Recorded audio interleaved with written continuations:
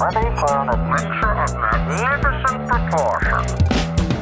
I don't know what you've been told, but we're in a golden age. So many discoveries that are jumping off the page. Wow in the world. Wow in the world. Wow in the world. Wow in the world. Wow in the world. Ryan Mindy. Right away, Houston. Hello. Oh, sorry. Oop, that's better. Good morning, everyone, and welcome to our Animal Architecture Neighborhood Tour. Today, I shall lead you through a curated, diverse animal neighborhood. This tour will focus on the animal art of home building. Animal homes take many forms: nests, burrows, dens, webs, hives, holes, caves, and hollows. Come on, Mindy. Where are you? 555-555-555-1. Come on, pick up. Oh, hi! Mindy, where are you? The tour is about to start and... Gotcha! You reached my voicemail. Sorry I can't get to the phone right now. If you'll leave me a message, I'll be sure to get back to you in 2 to 3 months. What? Beep! Mindy, where are you? The neighborhood tour is about to start and I don't see you anywhere. Weren't you supposed to be coming here with... What in the... Mindy, take your hands off my eyes. I can't see anything. Oh, sorry! Dennis? Ah! Dennis, watch out! Don't worry, Mindy. That small group of amateur architecture enthusiasts will stop us. Oh, yeah, good idea. Uh-oh. Oh, look, it's Guy Raz. Hi, Guy. With the tour concluding at the residence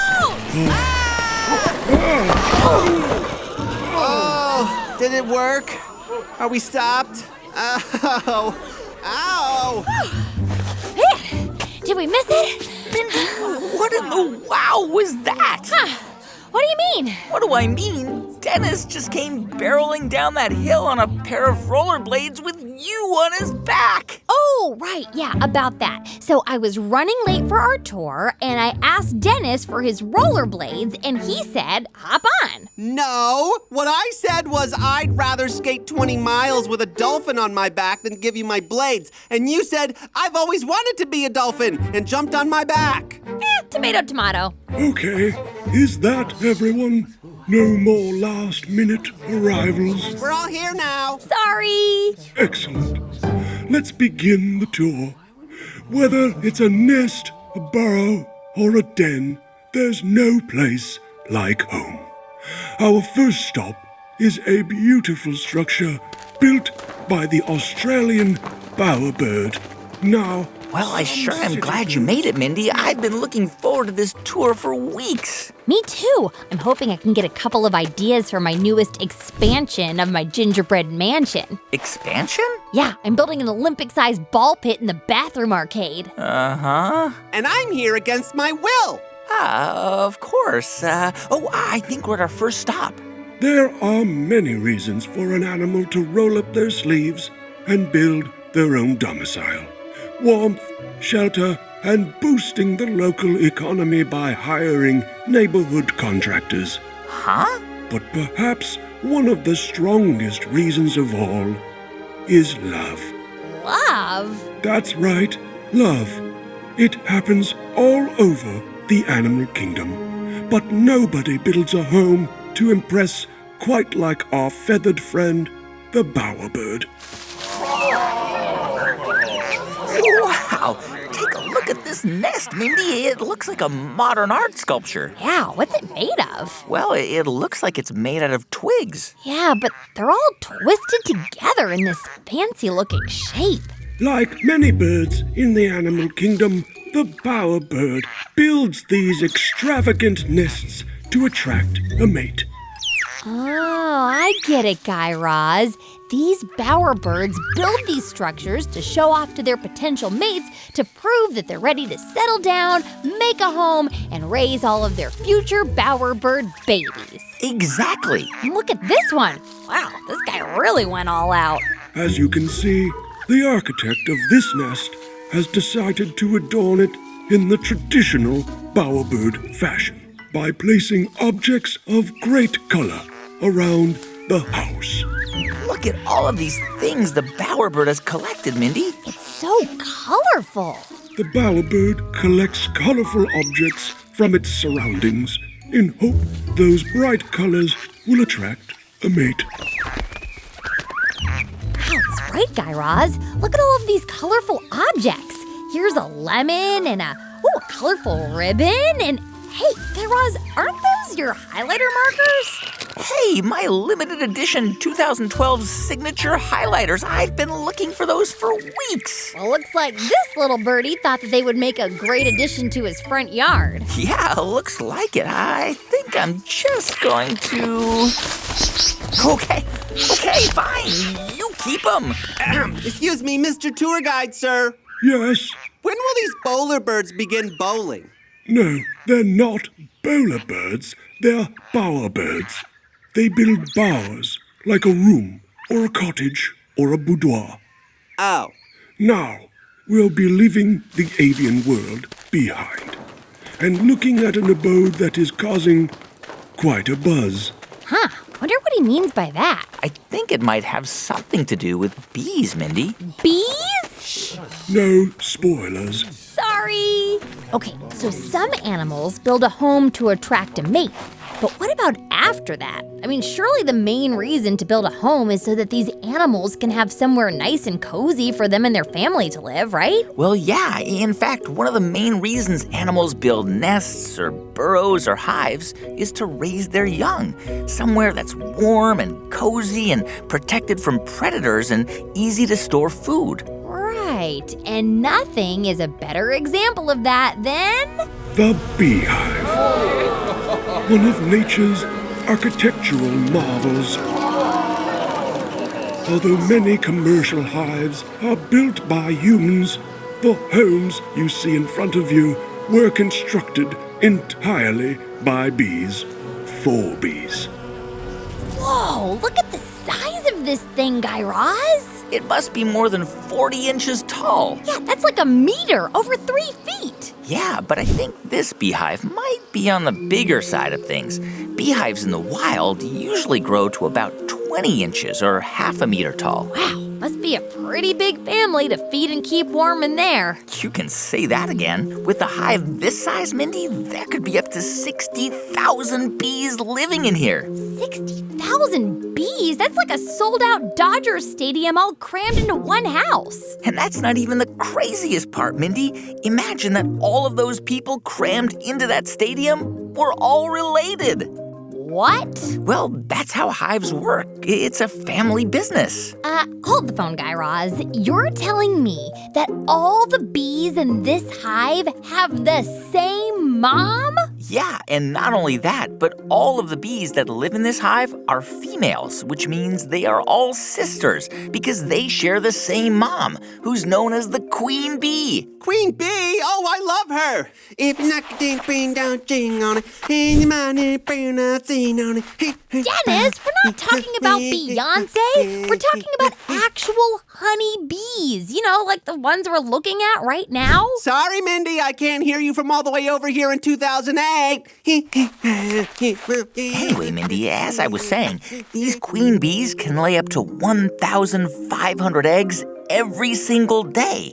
And those little worker bees will go on to make that honey that will feed the colony for the rest of the winter. Ah, so this hive provides a safe place for all the bees who live in it. It's also a place to store food, and it's somewhere isolated from the outside world. Yeah, isn't that amazing? Everything you could possibly want in a dream home, minus the ball pit. Better believe it. It looks as though these bees are getting a little agitated by our presence. Let's move from their territory and toward the final home of the tour. Oh, Guy Raz, this last stop on the tour is the one I've been waiting all week to see. It's the whole reason I came along in the first place. What do you mean? Well, As I was flipping through the latest issue of Good Habitat Keeping. Good habitat keeping? Yeah, it's like that Good Housekeeping magazine, but for animals. Reggie got a subscription after they did this special on Nests of the North. Anywho, I flip through it sometimes when I'm waiting in the dentist office. Right. And last month's issue featured this place, and all I can say is it's pretty special. Well, what do you mean? Here we are, the final stop of our tour. But rest assured, we've saved the best until last. Say hello to the home of the spittlebug. What? What are we looking at? That foamy white stuff? It just looks like soap or... Oh, gross, there's a bug in it. Although it may look like someone's saliva is plastered all over this plant, what you're looking at is, in fact, a home. The spittlebug? I don't think I've heard of that insect before, Mindy. Well, you might know it better by its adult name, the frog hopper. Isn't that the name of that turbocharged pogo stick you designed last year? You strapped in? Uh-huh. Okay.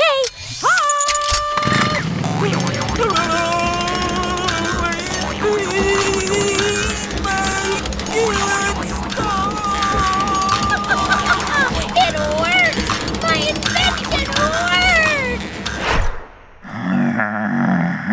That invention was actually inspired by this very insect. That insect inside that pile of spit right now? Well, not exactly. It hasn't become a frog hopper yet. Huh, well, what do you mean? Well, in the same way that a caterpillar turns into a butterfly, the spittlebug Turns into a frog hopper. You got it. And I'm guessing it's called a spittlebug because its home kind of looks like... A giant pile of spit? Yes. Uh-huh. But if you ask me, a better name for it would have been the pittlebug. The pittlebug? Uh-huh. What do you mean, Mindy? Well, do you want to know how this insect makes its protective little bubble house? Yes? It pees it out. What? It pees it out. It pees it out? Is there an echo in here? Maybe he's hard of hearing. She said the little bug's house is made of pee-pee, Guy Raz. And Guy Raz, what's really bonker balls is that it's all because of the spittlebug's favorite food.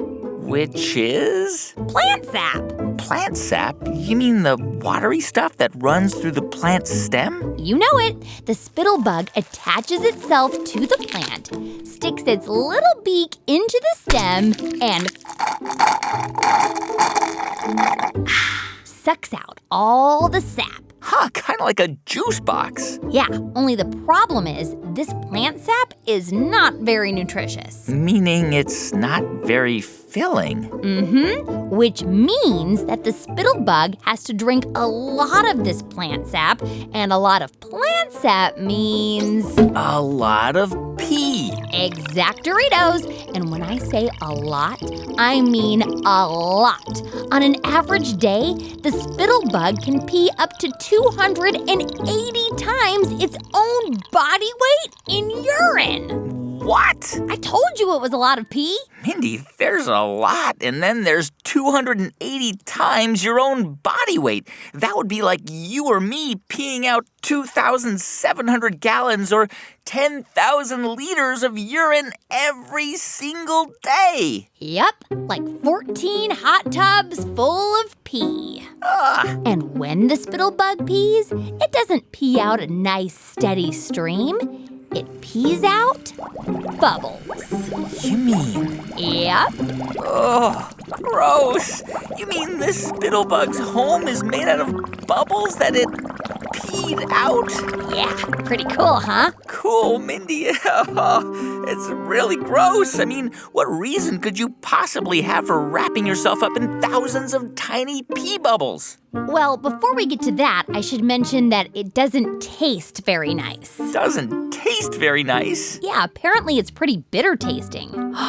Hey, maybe they could serve it at the Spit Take restaurant. And what does pee bubbles being bitter have to do with anything? Well, as it turns out, the spittlebug is a favorite food for a lot of different animals like wasps and spiders and small birds. I think I'm starting to understand. If it's surrounded by these bitter pee bubbles, then predators are less likely to chow down on the spittlebug. Exact-oritos. And by protecting it from predators, those bitter pee bubbles give the spittlebug time to go through its transformation into a frog hopper. Huh. So the spittlebug uses this bubble house as a sort of cocoon, I guess. Sort of like in the way that a caterpillar wraps itself up to transform into a butterfly. Yes, but unlike a caterpillar's cocoon, the spittlebug's housing is airtight, meaning that it's had to find a pretty ingenious way to breathe. And what's that, Mindy? Oh, through its butt. Its butt? Uh-huh. Mindy, are you making this up? Not this time, Guy Raz. The spittlebug uses its butt as a snorkel. As a snorkel? Mindy, what are you talking about? Well, the spittlebug, like many insects in the animal kingdom, breathes out of its butt. So when it's in its bubble home, it simply sticks its butt outside and takes a deep breath. And then, when it gets threatened, say by a natural predator, it simply brings its butt back inside, waits for the threat to pass, and then sticks its butt back outside and keeps breathing. That's incredible, Mindy. Even if it's a little gross. I wish I could breathe out of my butt. What? Ladies and gentlemen, that does conclude our tour of the Animal Architecture neighborhood. If you're interested in more of our neighborhood tours, next week we'll be making mountains out of molehills with our Burrow and Bunks tour. Thanks, fake David Attenborough. Indeed. Wow, what a tour, Mindy. Who knew we had all of these incredible animal neighbors just down the street from us? I know. What an eclectic group of animals. Guy Raz! What? These little spittlebugs just gave me a new idea for my bathroom ball pit arcade. What's that, Mindy? Pee bubble wrapped walls. Huh? Yeah, just think about it. It's perfect. It'll keep us protected if we fall down the stairs, and it'll help keep Dennis from eating the walls off my gingerbread mansion. Sure. Speaking of which, where is Dennis? It looks like the tour guide is narrating his behavior over there. Here we have the common North American busybody. Sir, your shoe is untied. The busybody, also known as a nosy Parker, derives pleasure in knowing everybody's business. Also, your socks don't match. Are you meaning to do laundry? Watch now as this specimen transforms from meddler to killjoy. I was only trying to help. It's not my fault you don't have basic organization skills. Dennis! What? Wow in the world. Hi, thanks for calling Wow in the World. After the beep, get ready to record. Hi, Mindy and Guy Raz. My name is Lila, and I live in Beverly, Massachusetts. And my wow in the world is that of the body's 650 muscles, the gluteus maximus, or the butt muscle, is the largest.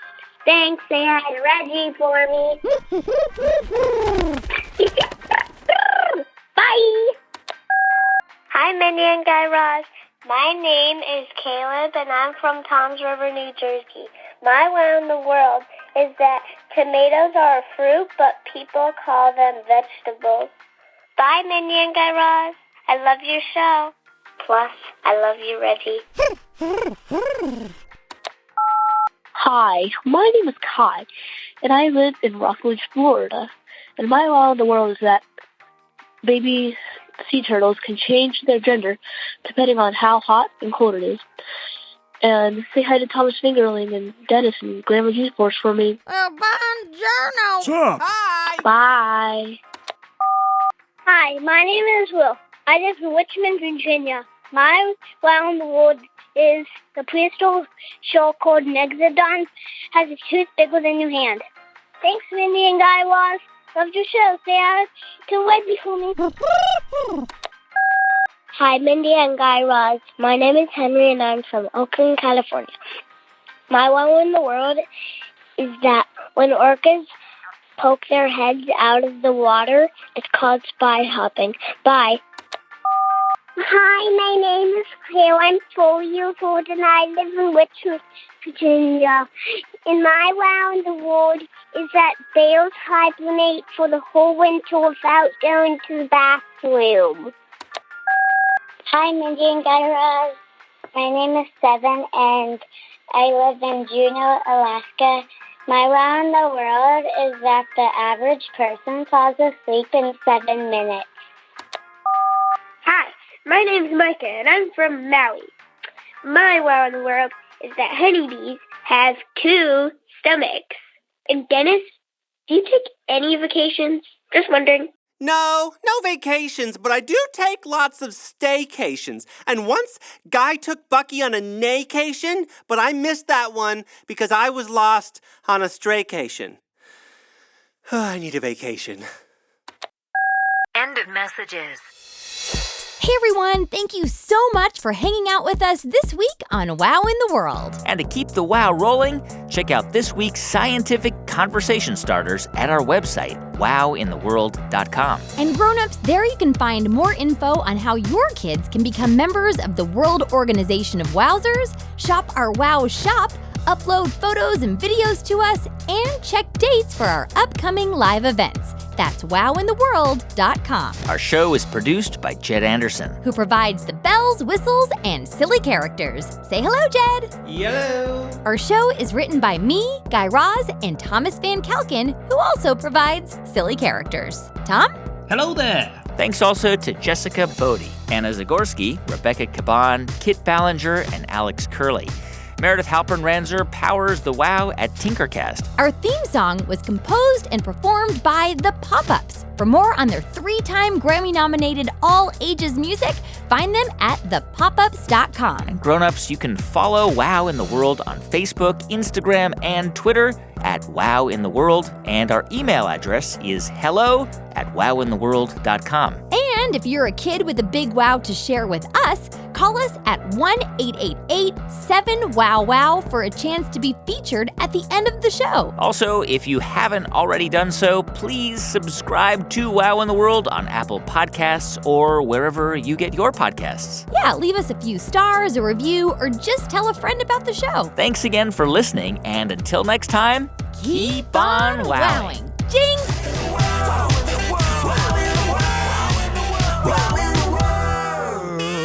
Wow in the World was made by Tinkercast and sent to you by Wondery.